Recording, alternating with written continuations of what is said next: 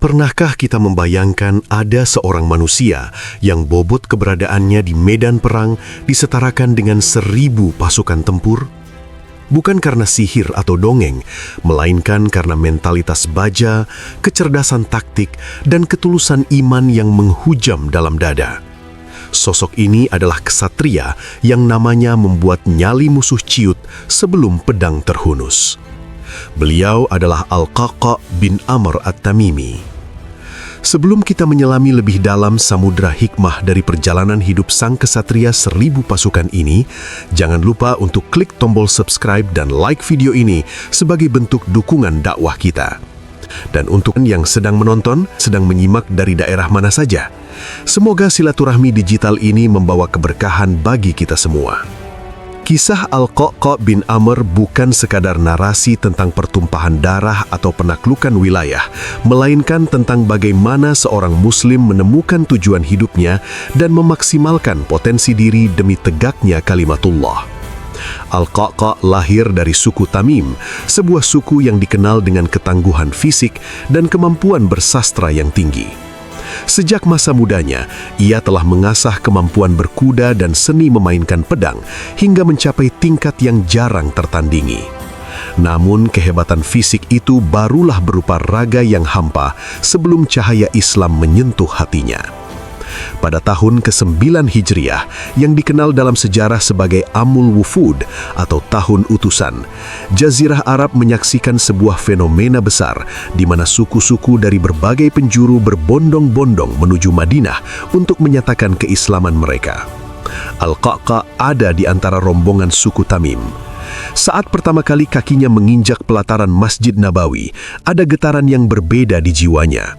Ia yang terbiasa dengan hiruk-pikuk peperangan dan lantunan syair kebanggaan suku, tiba-tiba tertegun mendengar ayat-ayat Al-Quran yang dilantunkan. Di sanalah, di hadapan Rasulullah, ksatria ini bersimpuh dan mengikrarkan syahadat. Hidayah itu masuk bukan melalui paksaan pedang, melainkan melalui keindahan akhlak dan kebenaran wahyu yang mengetuk pintu batinnya. Namun perjalanan spiritual Al-Qaqa diuji sejak awal. Setelah memeluk Islam, ia tidak bisa berlama-lama di Madinah untuk selalu berada di sisi Rasulullah karena sebuah tanggung jawab besar, merawat ibundanya yang tengah sakit keras. Di sini kita belajar satu hikmah mendalam, bahwa Islam tidak hanya membangun ksatria di medan perang, tapi juga ksatria di dalam rumah.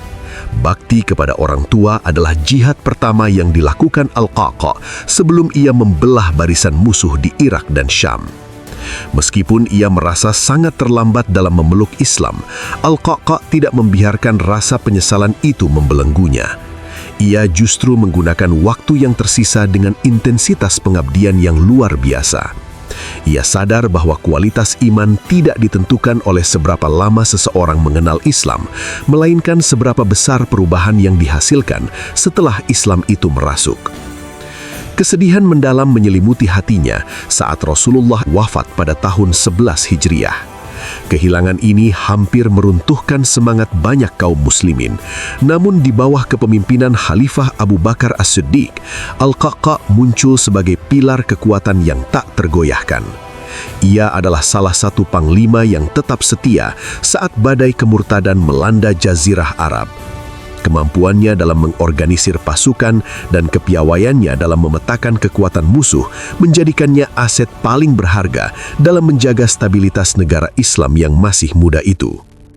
Puncak reputasi Al-Qaqa mulai mendunia saat ia dikirim ke wilayah Irak untuk membantu Khalid bin Walid. Saat itu, Khalid menghadapi situasi yang sangat pelik dalam menghadapi kekaisaran Persia yang memiliki jumlah pasukan berkali-kali lipat lebih besar. Khalid meminta bala bantuan kepada Abu Bakar di Madinah, namun yang dikirim oleh sang khalifah hanyalah satu orang, Al-Qaqa bin Amr. Banyak sahabat yang terheran-heran bagaimana mungkin satu orang dikirim untuk membantu pasukan yang sedang terdesak. Abu Bakar dengan penuh keyakinan menjawab bahwa suara Al-Qaqa di tengah pasukan jauh lebih dahsyat daripada 1000 prajurit. Keyakinan khalifah ini bukan tanpa alasan. Al-Qaqa adalah tipe pemimpin yang mampu mengubah mentalitas kekalahan menjadi haus akan kemenangan hanya dengan kehadirannya. Di medan perang Irak, Al-Qa'qa' membuktikan bahwa perang bukan hanya soal adu otot, melainkan adu mental dan strategi. Ia adalah orang yang mempelopori taktik-taktik kejutan yang tidak pernah terbayangkan oleh musuh. Ketika pasukan Muslim mulai kelelahan, Al-Qa'qa' akan maju ke depan dan berteriak dengan suara yang menggelegar, membakar semangat jihad yang hampir padam. Ketangkasannya dalam berduel satu lawan satu membuat jenderal-jenderal Persia gemetar. Setiap kali ia maju ke tengah lapangan untuk menantang duel, musuh tahu bahwa itu adalah vonis kematian bagi siapapun yang berani melayaninya. Kemenangan demi kemenangan di wilayah Hira hingga keberhasilan menguasai sebagian besar wilayah Irak menjadi bukti bahwa satu orang yang memiliki iman yang bulat dan keahlian yang mumpuni bisa mengubah sejarah. Ketulusan Al-Qa'qa' juga terlihat saat estafeta kepemimpinan berpindah ke tangan Umar bin Khattab. Ia tidak pernah mempermasalahkan siapa yang menjadi pemimpin, selama tujuannya adalah kejayaan Islam. Saat dikirim ke Syam untuk membantu penaklukan Romawi dalam Perang Yarmuk, ia kembali menunjukkan kelasnya sebagai kesatria elit. Di bawah terik matahari Yarmuk, Al-Qa'qa' bersama Ikrimah bin Abu Jahal membentuk unit-unit kecil yang sangat lincah untuk menembus formasi kura-kura pasukan Romawi yang sangat rapat. Keberaniannya tidak mengenal batas, namun tetap terkendali oleh kecerdasan taktis yang dingin. Ia tahu kapan harus menyerang dengan brutal dan kapan harus menarik diri untuk menjebak musuh. Setelah melewati kemenangan besar di Yarmuk, sejarah kembali memanggil Al-Qa'qa' bin Amr untuk menyelesaikan misi besar di tanah Irak. Di bawah komando Panglima Sa'ad bin Abi Waqqas, kaum muslimin bersiap menghadapi ujian terberat mereka dalam Perang Qadisiyah. Ini bukan sekedar perang perebutan wilayah, melainkan benturan dua peradaban besar antara Islam yang membawa tauhid melawan Persia yang angkuh dengan kemegahannya. Al-Qa'qa' yang saat itu masih berada di Syam diperintahkan oleh Khalifah Umar bin Khattab untuk segera menuju Irak sebagai bantuan utama. Kedatangannya di medan Qadisiyah menjadi sebuah legenda taktik yang akan selalu dikenang dalam catatan militer dunia. Al-Qa'qa' memahami bahwa dalam perang, psikologi massa adalah kunci. Ia tidak datang dengan seluruh pasukannya sekaligus secara gerombolan. Sebaliknya, ia membagi pasukannya menjadi kelompok-kelompok kecil yang terdiri dari 10 orang. Kelompok-kelompok ini diperintahkan untuk muncul di cakrawala satu demi satu secara berkala, menciptakan ilusi visual seolah-olah bala bantuan Muslim terus mengalir tanpa putus dari Madinah. Taktik ini berhasil menghancurkan mental pasukan Persia. Musuh yang melihat debu berterbangan dari kejauhan merasa ketakutan, mengira bahwa jutaan pejuang Muslim baru saja tiba untuk menghabisi mereka. Kehadiran Al-Qa'qa' benar-benar menjadi suntikan energi bagi pasukan Sa'ad bin Abi Waqqas yang saat itu sedang menderita sakit dan hanya bisa memantau dari tenda tinggi. Klimaks dari ketangkasan Al-Qa'qa' terjadi pada hari Agwats. Persia saat itu mengerahkan senjata paling mematikan mereka, kawanan gajah perang yang dilapisi baju besi. Gajah-gajah ini bertindak layaknya tank modern yang mengacak-acak barisan kuda kaum muslimin. Kuda-kuda Arab yang tidak terbiasa melihat gajah menjadi panik dan lari kocar-kacir. Melihat situasi kritis ini, Sa'ad bin Abi Waqqas memberi instruksi khusus kepada Al-Qa'qa' dan saudaranya Hashim untuk melumpuhkan pemimpin gajah tersebut, yaitu seekor gajah putih raksasa yang menjadi jantung pertahanan musuh. Dengan keberanian yang melampaui logika manusia biasa, Al-Qa'qa' memaju kudanya menembus hujan anak panah, mendekati binatang buas itu, dan dengan satu lemparan tombak yang sangat presisi, ia menusuk mata gajah tersebut. Gajah putih itu meraung kesakitan, berbalik arah, dan justru menginjak-injak pasukan Persia sendiri. Momen inilah yang meruntuhkan benteng pertahanan terakhir Persia dan membuka jalan bagi kemenangan mutlak kaum muslimin. Setelah kemenangan di Qadisiyah, Al-Qa'qa' terus bergerak maju menuju Madain, ibu kota kekaisaran Persia yang legendaris. Di sana berdiri Istana Putih, simbol keagungan Raja Kisra yang selama berabad-abad tak tersentuh oleh kaki penjajah. Namun di bawah kepemimpinan para kesatria yang dibentuk oleh madrasah Rasulullah, istana itu akhirnya jatuh. Al-Qa'qa' bin Amr adalah salah satu orang pertama yang menginjakan kaki di singgasana megah tersebut. Namun menariknya, tidak ada sedikit pun rasa sombong atau keinginan untuk menjarah harta karun yang ada di sana. Beliau melihat emas dan perhiasan dunia itu dengan pandangan yang dingin, menyadari bahwa semua itu hanyalah titipan Allah yang akan dipertanggungjawabkan. Inilah karakter kesatria sejati, garang di medan laga terhadap kebatilan, namun zuhud dan rendah hati di hadapan kemewahan dunia. Kepemimpinan Al-Qa'qa' tidak hanya teruji di ujung pedang, tetapi juga dalam administrasi pemerintahan. Pada masa Khalifah Utsman bin Affan, beliau dipercaya mengemban amanah sebagai gubernur di wilayah Armenia. Di sana, beliau membuktikan bahwa seorang militer tulen juga bisa menjadi administrator yang adil. Ketegasannya bukan digunakan untuk menindas, melainkan untuk melindungi kaum yang lemah dan memastikan hukum Allah ditegakkan tanpa pandang bulu. Ia menjadi sosok pemimpin yang dicintai rakyatnya karena keberaniannya dalam mengambil keputusan dan kejujurannya dalam mengelola Baitul Mal.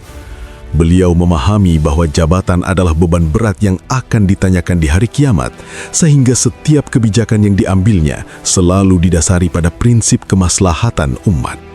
Namun, sejarah Islam kemudian memasuki fase yang sangat memilukan, yaitu masa fitnah besar setelah syahidnya Khalifah Utsman bin Affan. Di saat banyak orang bingung menentukan arah dan terjebak dalam kepentingan kelompok, Al-Qa'qa' bin Amr menunjukkan kesetiaan yang luar biasa kepada kepemimpinan yang sah. Ia berdiri kokoh di samping Ali bin Abi Thalib. Bagi Al-Qa'qa', ketaatan kepada pemimpin yang telah dibaiat oleh kaum muslimin adalah kewajiban agama yang tidak bisa ditawar. Beliau menjadi pengawal setia yang terus berusaha menjaga keutuhan umat di tengah badai perpecahan. Meskipun ia terlibat dalam situasi konflik internal yang sangat menyedihkan bagi setiap sahabat Nabi, niatnya tetap satu, menjaga agar bahtera Islam tidak karam di tengah gelombang fitnah yang berkecamuk. Hikmah besar yang bisa kita ambil dari sosok Al-Qa'qa' bin Amr adalah tentang keistimewaan tunggal. Beliau mungkin tidak sepopuler Abu Hurairah dalam periwayatan hadis atau tidak sedalam Ibnu Abbas dalam tafsir Al-Quran. Namun Al-Qa'qa' memilih satu bidang yang ia kuasai, seni perang dan strategi militer, lalu mewakafkan seluruh hidupnya untuk bidang tersebut demi kepentingan Islam. Ini adalah pelajaran bagi kita semua di era modern ini. Kita tidak perlu menguasai segalanya untuk menjadi bermanfaat bagi agama dan bangsa. Cukuplah kita menjadi ahli dalam satu bidang, baik itu teknologi, ekonomi, pendidikan, atau kesehatan. Asalkan keahlian itu kita gunakan sepenuhnya untuk membela kebenaran dan membantu sesama. Al-Qa'qa' mengajarkan bahwa profesionalisme adalah bagian dari iman. Di penghujung hayatnya, setelah masa kekhalifahan Hasan bin Ali berakhir dan kepemimpinan beralih ke tangan Muawiyah bin Abu Sufyan, Al-Qa'qa' memilih jalan yang tenang. Ia mengundurkan diri dari hiruk-pikuk politik dan militer, lalu memutuskan untuk pindah ke tanah Mesir. Beliau menghabiskan sisa usianya dalam ibadah dan refleksi, menjauhkan diri dari gemerlap kekuasaan yang dulu pernah ia bantu bangun. Beliau wafat pada tahun 40 Hijriah, meninggalkan warisan berupa wilayah-wilayah yang kini mengenal Islam berkat keberaniannya.